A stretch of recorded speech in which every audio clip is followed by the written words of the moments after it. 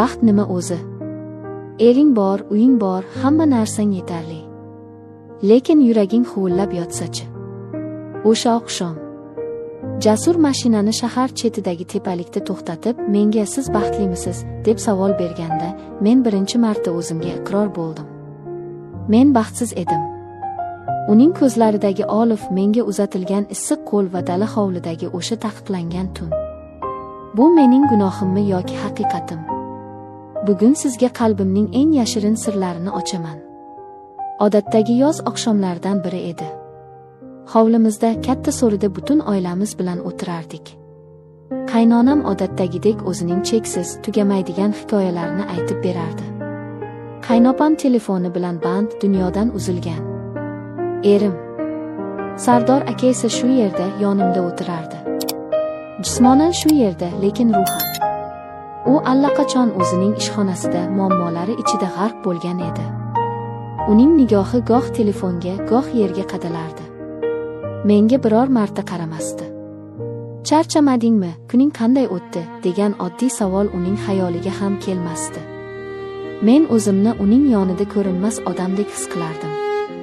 Uning borligi ham, yo'qligi ham bilinmasdi. Lekin bizdan sal narida, so'rining chekkasida qaynim Jasur o'tirardi. Uning diqqati telefonda emas, bizda, aniqrog'i menda edi. Men uning nigohini o'zimda his qilib turardim. Bu shunchaki qarindoshlik, kelinoyiga bo'lgan hurmat nigohi emasdi. Unda qandaydir iliqlik, tushunish va yana nimadir bor edi. Bu nimadirni anglashga, unga nom berishga qo'rqardim. Biz kamdan-kam gaplashardik. Lekin har safar suhbatlashganimizda men uning dunyosiga sho'ng'ib ketardim. Uning fikrlari, orzulari, hayotga qarashlari menga shunchalar yaqin ediki. Erim Sardor esa o'zining qobig'iga o'ralib olgan edi. To'satdan qaynonamning baland ovozi xayollarimni buzib yubordi. "Voy, esim qursin. Ertaga Oysara xolangnikiga borish kerak edi. Dorilarni olib borib berish kerak." "Sardorjon, bolam, ertaga vaqting bo'ladimi?" Sardor telefondan boshini ko'tarmay, sovuqqonlik bilan javob berdi. "Oyijon, ertaga ishim juda ko'p. Umuman vaqtim bo'lmaydi. Boshqa kuni borarsiz." Uning javobi qisqa va qat'iy edi. Qaynonamning yuzi burishib qoldi. Shu payt Jasurning ovozi eshitildi. "Oyi, xavotir olmang. Men o'zim borib kelaman. Yangam bilan boramiz. Zerikmayman ham, yangamga ham aylanish bo'ladi." Uning bu taklifi kutilmagan edi. Hamma menga qaradi. Men nima deyishni bilmay dovdirab qoldim. Erim Sardor bir zumga telefondan boshini ko'tarib, menga va Jasurga beparvo qarab qo'ydi. "Ha, yaxshi fikr. Borib kelinglar. Menga ham tinch bo'ladi, ishimga xalaqit bermaysizlar." Uning bu so'zlari menga ham tinch bo'ladi. Bu so'zlar xanjar kabi yuragimga sanchildi. Demak, men uning uchun shunchaki xalaqit beradigan buyum, ortiqcha yuk edim. Jasur menga qarab jilmaydi. Uning tabassumi shunchalik samimiy, shunchalik taskin beruvchi ediki, men rad eta olmadim. "Mayli," dedim sekingina. Ertasi kuni tushdan keyin biz yo'lga tushdik. Shahar tashqarisidagi kichik bir qishloqqa borishimiz kerak edi. Yo'l uzoq emasdi, lekin menga bu safar butun bir umrdek tuyuldi. Mashinada sokin musiqa yangrardi. Dastlab ikkimiz ham jim ketdik. Faqat g'ildiraklarning asfaltga ishqalanish ovozi eshitilardi. Keyin Jasur suhbatni boshladi. "Yangam, charchadingizmi? Kecha mehmondorchilikdan keyin uxlolmagandirsiz." "Yo'q, hammasi joyida," dedim yolg'on gapirib. Aslida esa kechasi bilan Sardorning befarqligi, uning sovuq so'zlari haqida o'ylab, yig'lab chiqqandim. Jasur buni sezgandek gapida davom etdi. "Akamni bilasiz-ku. Ishi bilan bo'lib hech kimga, hatto o'ziga ham e'tibor bermaydi. Ba'zida o'ylab qolaman, u bu dunyoda nima uchun yashayapti? Faqat pul va ish uchunmi?" Uning bu so'zlari meni hayratda qoldirdi. U xuddi mening ichimdagi, tilimga ko'chmagan gaplarni aytayotgandek edi. "Balki shundaydir," dedim xo'rsinib. Birdan u mashinani sekinlatdi va menga o'girildi. "Siz baxtlimisiz, yanga? Bu oddiy savol meni shoshirib qo'ydi. Men hech qachon o'zimga bu savolni bermagan edim. Men shunchaki yashardim. Turmushga chiqdim, oilam bor, hamma narsa o'z joyida. Lekin baxtlimanmi? Bilmadim. Dedim rostini aytib. Ko'zimga yosh keldi. Baxt nima o'zi, Jasur? Jasur chuqur nafas oldi. Baxt bu seni tushunadigan insonning yonida bo'lish. Seni so'zsiz anglaydigan, sening ko'zlaringga qarab dardingni biladigan inson bilan yashash. Baxt bu o'zingni yolg'iz his qilmaslik. Uning har bir so'zi yuragimning tub-tubiga yetib borardi. Men unga qaradim. Uning ko'zlarida ham dard va shu bilan birga qandaydir bir umid uchqunlarini ko'rdim. U ham o'z oilasi davrasida yolg'iz edi. Biz ikki yolg'iz ruh edik. Biz xolamnikiga yetib keldik. Dorilarni berib, bir piyola choy ichib, tezda qaytishga hozirlandik. Orqaga qaytayotganimizda quyosh botayotgan edi. Osmon to'q qizil va binafsha rangga kirgandi. Bu manzaradan ko'z uzolmay qoldim. Juda chiroyli, dedi Jasur. Ha, dedim pichirlab. To'satdan u mashinani yo'l chetiga, baland bir tepalikka burdi va to'xtatdi. Pastda butun shahar kaftdek ko'rinib turardi. Shahar chiroqlari endigina yona boshlagan, xuddi yerga to'kilgan yulduzlar kabi charaqlardi. Bu yerga ba'zan kelib turaman, dedi Jasur. Yuragim siqilganda, yolg'iz qolgim kelganda shu yerga kelib shaharga qarab o'tiraman. Odamlar chumolidek g'imirlaydi. Har kimning o'z tashvishi bor. Lekin shu millionlab odamlar ichida seni tushunadigan bir dona inson topilmasa, bu juda qiyin. Biz mashinadan tushdik. Salqin shabada esardi. Men yengil ko'ylagimda biroz sovqotdim va junjikdim. Jasur buni darhol sezdi. U o'zining yengil kurtkasini yechib, ehtiyotkorlik bilan yelkamga tashladi. Uning bu harakati shunchalik tabiiy va mehribon ediki, men qarshilik qilmadim. Kurtkasidan uning atirining hidi, o'tkir, ammo yoqimli erkak hidi kelardi. Bu hid meni mast qildi. Biz uzoq vaqt jim turdik. So'zlarga hojat yo'q edi.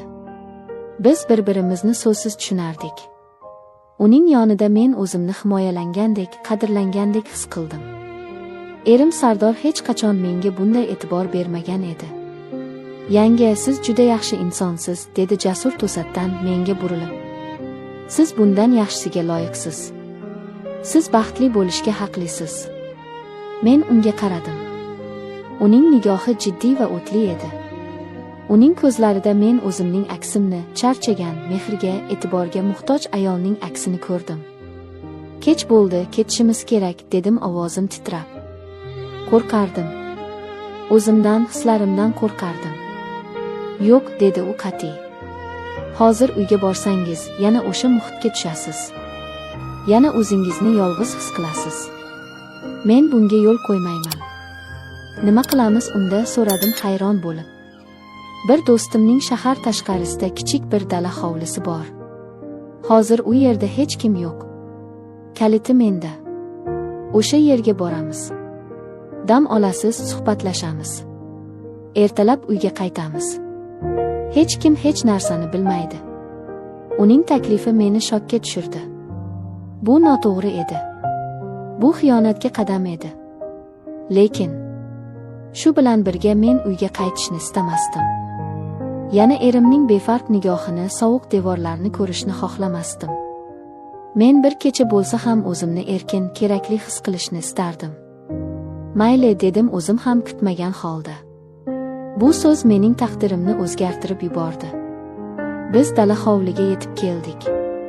Kichkina, ammo shinam uy edi. Jasur chiroqlarni yoqdi. Atrofda sukunat hukmron. U menga choy damlab berdi. Biz oshxonada, kichik stol atrofida o'tirib choy ichdik. Bu yer sizga yoqdimi, so'radi u. Ha, juda tinch ekan. Menga hozir tinchlik kerak. U o'rnidan turib yotoqxonaga kirib ketdi va bir ozdan so'ng qaytib chiqdi. Siz shu yerda dam oling. Men mehmonxonadagi divanda yotaman. Xotirjam bo'ling, men sizga noqulaylik tug'dirmayman, dedi u. Uning bu gapi meni yanada o'ziga tortdi. U mening sha'nimni, or-nomusimni o'ylardi. Men yotoqxonaga kirdim. Toza choyshab hidi dimog'imga urildi. Lekin uyqum kelmadi. Xayollarim chalkashib ketgandi. Men nima qilayotganimni o'zim ham tushunmasdim. Bir tomondan vijdonim qiynalardi, ikkinchi tomondan esa yuragim bu yerdan ketishni, bu lahzalarni yo'qotishni istamasdi. Ancha vaqt o'tdi. Uyqu kelmadi. Sekin o'rnimdan turib mehmonxonaga chiqdim. Jasur divanda yotardi. U ham uxlamagan ekan. Meni ko'rib o'rnidan turib ketdi. Nega uxlamadingiz? Yangi biror narsa bo'ldimi? Yo'q. Shunchaki uyqu kelmadi. Biz yana birga o'tirdik. Bu safar divanda bir-birimizga juda yaqin. Men uning nafasining issig'ini his qilib turardim. Yuragim dukillab urardi. Jasur, dedim pichirlab. Bu birinchi marta uni siz ismi bilan chaqirishim edi. U menga qaradi. Ko'zlarida hayrat va umid bor edi. Labbay, dedi u ham pichirlab. Men nima deyishni bilmasdim. Shunchaki unga qaradim. Nigohlarimiz to'qnashdi. U sekin qo'lini cho'zib yuzimni siladi. Uning kaftlari olovdek issiq edi. Bu teginishdan butun vujudim titrab ketdi. Qo'rqmang, dedi u. Men sizni xafa qilmayman. Men sizni tushunaman. U sekin menga yaqinlashdi. Men ko'zlarimni yumdim. U ehtiyotkorlik bilan lablarimdan o'pdi. Bu o'pichda vahshiy ehtirosdan ko'ra ko'proq mehr, iliqlik, sog'inch va tushunish bor edi. Bu ikki yolg'iz qalbning birlashuvi edi. O'sha kecha biz birga bo'ldik. Bu shunchaki jismoniy yaqinlik emasdi. Bu bizning isyonimiz, bizning haqiqatimiz edi. Biz butun dunyodan, muammolardan, bizni tushunmaydigan odamlardan bir kechaga bo'lsa ham yashiringan edik. Tong otganda derazadan tushayotgan quyosh nurlari bizni uyg'otdi. Men Jasurning bag'rida yotardim. O'zimni hech qachon bunchalik xotirjam va baxtli his qilmagan edim. U ham uyg'oq edi. Menga qarab jilmayib yotardi. "Xayrli tong, go'zalim", dedi u. Bu so'zlar erimdan yillar davomida eshitmagan so'zlarim. Bu kecha mening hayotimni butunlay o'zgartirib yubordi. Men endi oldingi sotda indamas kelin emasdim. Nima bo'lishini, kelajakda bizni nima kutayotganini bilmasdim. Lekin bir narsani aniq bilardim, o'sha kecha men o'zimni topdim. O'zining baxti uchun, o'zining hislari uchun kurashishga tayyor bo'lgan ayolni topdim. Bu tun mening tunim edi. Mening gunohim va mening haqiqatim. Azizlar, balki siz meni qoralarsiz. Bu xiyonat-ku dersiz. Ha, bu xiyonat.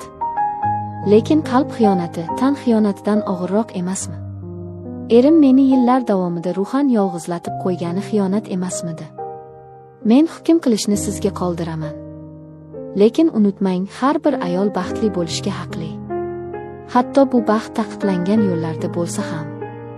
Agar hikoyam sizga yoqqan bo'lsa, Hikoyachi Momo kanaliga obuna bo'ling va videoga like bosing. O'z fikringizni izohlarda yozib qoldiring. Men har biringizni o'qiyman. Xayr.